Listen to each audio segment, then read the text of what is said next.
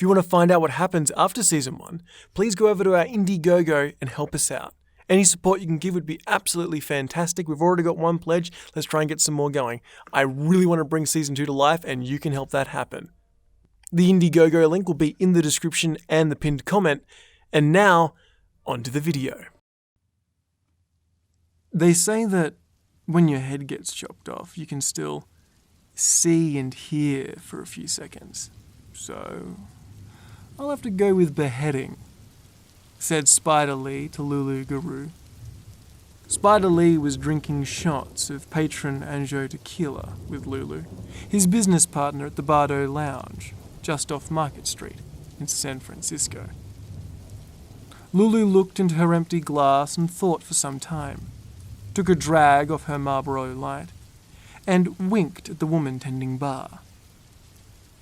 Being beaten to death, said Lulu. Badly. I don't mean like with a baseball bat or a crowbar so you're out cold, but something small. She crushed out her Marlboro in the ashtray the bartender slid in front of her. An 8-ball in a sweat sock. That'd give your killer a good workout. Not if the guy hits you in the head right off, said Spider. My mama was pretty free with her hands. I'm a faster ducker, Lulu replied. She grimaced. Spider could tell she was unimpressed with his argument. Burning at the stake, he said. Drawn and quartered, she countered. Ruby, the bartender, took their empty glasses. Exactly what are you two talking about? Worst ways to die, said Spider. Being covered in honey and staked out on a red anthill. Dying of thirst. Like, right now, said Lulu. Ruby slid a hand across the bar and took hold of Lulu's left pinky. You parched, baby? I'm drier than Candy Darling's cunt. Candy Darling was a man, Lulu, said Spider. Exactly. Ruby leaned forward and kissed Lulu's pinky. I get you another round, honey. On me. As she left to make their drinks, Lulu called after her. That ain't all that's going to be on you tonight. Ruby stuck out her tongue at Lulu. Being crucified, that's supposed to be terrible, said Spider. You're only saying that because that's how they talk about it in the movies. You ever know anyone who was crucified? Or even heard of anyone? Hell no. Maybe being crucified is great. Maybe it's a hoot. Maybe it's a blowjob and ice cream on your birthday. Lulu took out another Marlboro Light and lit it with a pink fur Zippo. No, you know what would really suck? Being force-fed a bucket of Black Widows. Spider made a face, half frown and half smile. Jesus fucking Christ, he said. You're upping the ante on me. It was the end of another day at the tattoo studio, and piercing parlor Spider and Lulu ran together. Spider did the ink, whilst Lulu handled the metal. It was a pleasant business.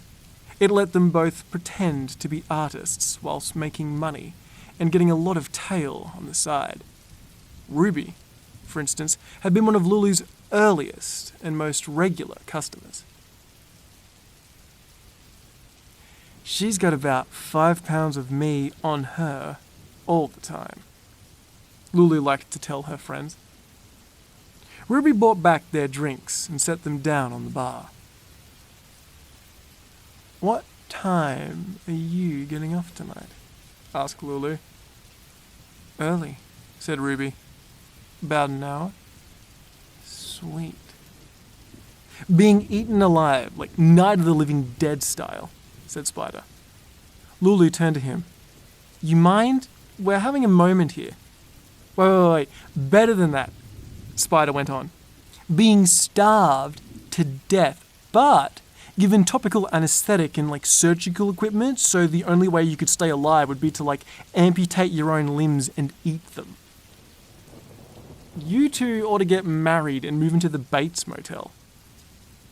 She went down to the bar to serve some other customers. "Oh, now you've gone and ruined our surprise," Spider called after her. Lulu took a long pull on her tequila, flayed alive, and drowned in pickle brine. Spider looked at his hands. The back of one was covered in an intricate black tribal snake pattern, whilst the other hand sported a cartoon red sacred heart. "Man's Ruin" was tattooed across his knuckles on both hands. He'd gotten the letters whilst doing a year in reform school for car theft. They were bullshit tats, kid stuff. But they marked a period in his life, so he never bothered to have them lasered off. From his neck to the tops of his feet, Spider Lee was an explosion of images and pigments. He'd never felt normal until he'd been tattooed for the first time. The ink felt like some kind of magic armor. His tattoos, even the stupid ones, made him feel bulletproof. He was one of those lanky Texas boys. You know the ones. You see him working on cars in oil-stained driveways, a cooler full of Coors, his only concession to the summer heat. A perpetually messy mop of black hair and long arms covered in grease, working on the transmission of a vintage Mustang of questionable ownership. Alright, split open, your organs torn out with hooks and replaced with red-hot coals, he said. Lulu leaned in close. Strapped to the front of a burning boat and driven through 1.5 miles of electrified razor wire in a Tabasco sauce hurricane. They both broke up in drunken laughter, spitting and slapping their hands on the bar. "You're both wrong," said a woman sitting to Spider's right. He and Lulu turned to look at the woman. She was small, with fine features and the smooth grace of a dancer. The woman was drinking red wine and was wearing sunglasses. In her right hand, she held a white cane, the sort used by the blind. Lulu called over Spider's shoulder. "Well, okay, Stevie Wonder. What's the worst way to die then?" The woman finished her wine and stood up. "To be betrayed by the one you love." She turned on her heels and, swinging her cane in small arcs in front of her, pushed her way out of the bar. Spider watched the door as it closed behind the woman. Lulu took a drag of her Marlboro. "Stupid bitch," she said, and dropped the butt into the woman's empty wineglass.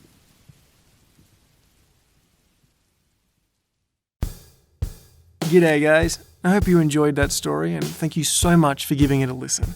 Remember, if you want some more scary stories, you can go to the Scary Stories for Late Nights playlist. Dusk Bowl has been a fantastic project to work on, and remember, if you've got any fanfic or fan art or any just questions about the series, feel free to email me at duskbowl.fm@gmail.com. I love every single one of you, and you've made being a microtuber probably one of the best experiences of my life. I want to give special thanks to my patrons, of course, being Lady Nevermore, Skulk Queen, Catherine Gordon, The Curator, and Stephen Stevens. If you see them in the comments, please say g'day. And to all of you, I bid you logs of love and shit shippers.